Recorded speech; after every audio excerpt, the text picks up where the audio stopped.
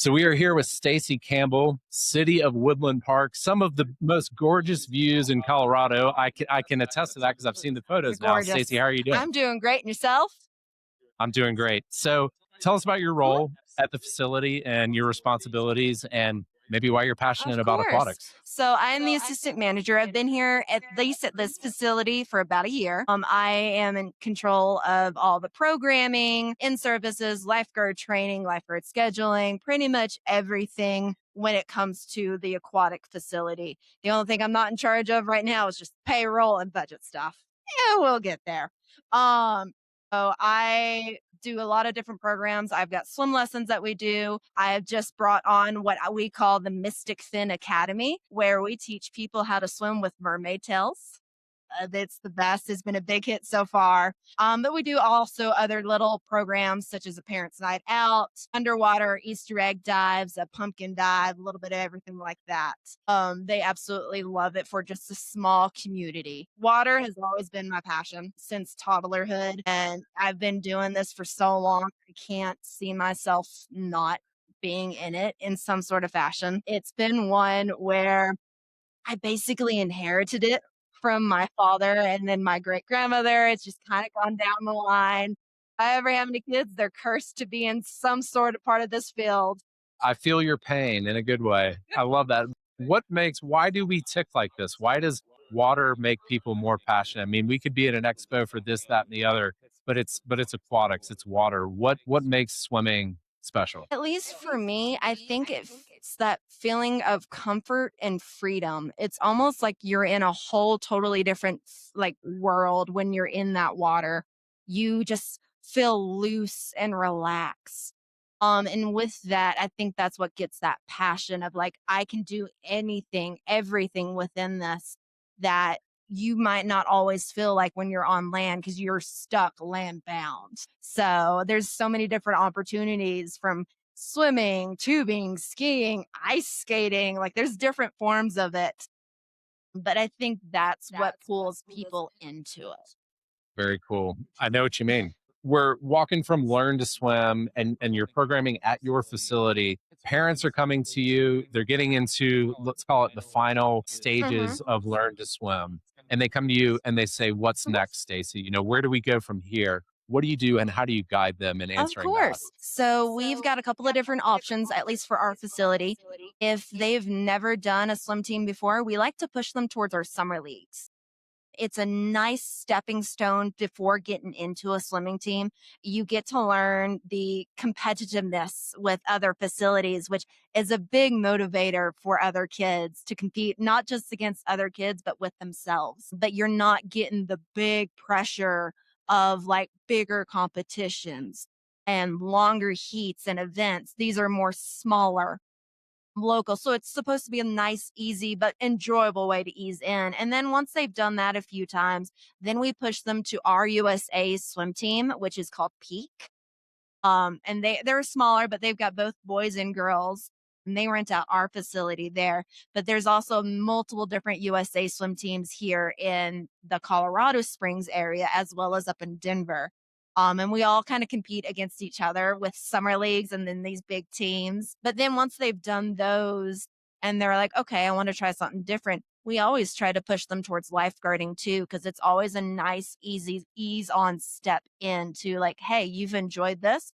Let's put those skills now towards water safety and protect these future kids who are coming in and learning how to do this. That makes a lot of sense. And we see this, it's not uncommon where you have the facility, you have the professionals and the experts, and then you have the comp swim and maybe they lease space at the Hmm. pool, or maybe they're across town and you direct them that way. But it sounds like you guys in that, we always call it the gap kind of in between.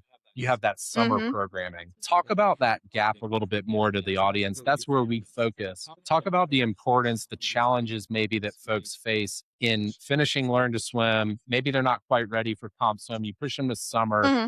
Talk about the gap, the age, and what you see there as an expert in the industry. A lot of that gap is the timing of whenever they're finishing up with just the basic swim lessons and whenever sometimes the kid just gets unmotivated. They're like, oh, I already know how to swim enough to just play around with my friends. Like, why should I be doing a swim team or a summer league? And it's one where the parents and we as aquatic staff help push towards is like, yes, you may feel like you're at that end, but you truly aren't.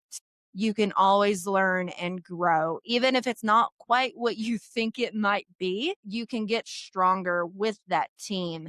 Even if it's, and it helps with future other sports too. It's just a sport in the water. So we kind of push towards that stuff and communicating and keep that constant communication with the kids and the parents. Every time they come in, we're like, here's the next step. Here's what you can do next. This is where I'm also, at least from my facility too, is hey, you need an extra goal that you want after you're done with swim lessons, but it's not quite ready for summer league yet. Join our mermaid classes because it's another challenge and it's hint, hint, nudge, nudge, wink, wink. It's going to help you with the butterfly later on in life because you're doing dolphin kicks the whole time. So I know, right? So like it's perfect doing that. So I'm nudging them towards programs that even if it's not quite that, we still keep them in the program as much as we can while we wait for that final push transition to it. Makes sense. Tell me if you see this or Mhm. not. We see the prescription and the plan for Learn to Swim, regardless of the curriculum that folks are using, and there's so many great ones out there. It tends to be very dialed in. It seems very good. Mhm. And then when they get to that, junior swim team development, that bridge, that gap before true traditional swim teams, the prescription and the curriculum of here's how to do it and step by step, we see it start to fade. It kind of dissolves where it's very regimented and very step by Yep. step where any instructor can learn it and get certified. There's not that level of prescription up at the development swim team. Do you see that? I do, because when you're in the Learn to Swim program, it's still, even with the upper levels, still a very hands on, or you, the instructor, are demonstrating the skills to it. And I believe, and I've seen it with my kids, that there is almost like a lost in translation essentially between now we're going from like a here's a teaching point of view to like coaching, straight on coaching. And it's that cutoff. And very much so. So sometimes these kids are like, whoa, what happened to the fun? Because coaching can be perceived as very firm, aggressive. And it's finding that balance in between, like, yes, you still need to get that push, but let's do it ease on in. Like, let's still do a little bit of some slow teaching point of it as we're teaching them how a coaching style works. So I've seen that a lot, especially with younger kids who have transitioned into like a swim team at a young age. But I've seen a little bit as they're getting older. And I've noticed with an input as they're in high school that they're like, oh, I can tell the difference now between a teaching and then a coaching with direction. So, I like that. They go from Learn to Swim to, the developmental levels of swim team. And you said, whoa, what happened to the yeah, fun? And now some coaches are better than others in exactly. Yep. keeping the fun. Why do they lose that element of fun and what can we do about that? Think it's the pressure for a kid to improve, that the coach wants to bring out that inner ability that that kid has. Like, yes, I see you being able to do this. I want to pull this out. And I think, of course, this is just personal opinion. I think they have a hard time, not all of them, but a hard time doing that connection of they are still a child. That's the one thing they have a hard time still remembering. Now, yes, it's fine forgetting that they're a child because you want them to get better. But it's still like all right, yes, let's coach them, but let's still add some fun activities within said coaching.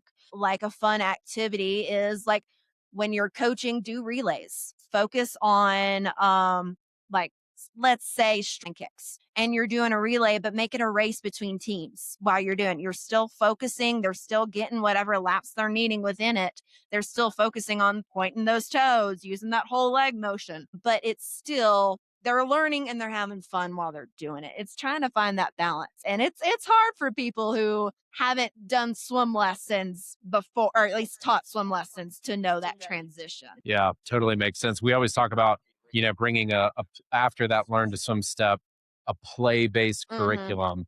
When you said, where's the fun? Did we lose the fun Yeah. at this step? And we want to say, you didn't. And here's a play based Yep. curriculum. The instruction, the technique, and the training is coaches bring that in spades, right? They usually do. And it's an amazing job. But keeping that step by step curriculum where they can keep the fun. Exactly. Exactly. So I think with time, I think people are going to start. And that's why I like events like conferences like this, because you've got people who are coaches and who have also done swim lessons. And they're like, let's bring this in. And I think over time, hopefully sometime soon, but I mean, I think over time it's going to evolve like swim has always evolved before, that we'll add more of the kid focused within that for that fun structure as they're learning. I love that. Well, we're here to evolve. I'm with Stacy Campbell. Stacy, Woodland Park, City of Woodland Park. Thanks so much for your Thank you time. so much. This has been fun. Pleasure. Pleasure. Thank you.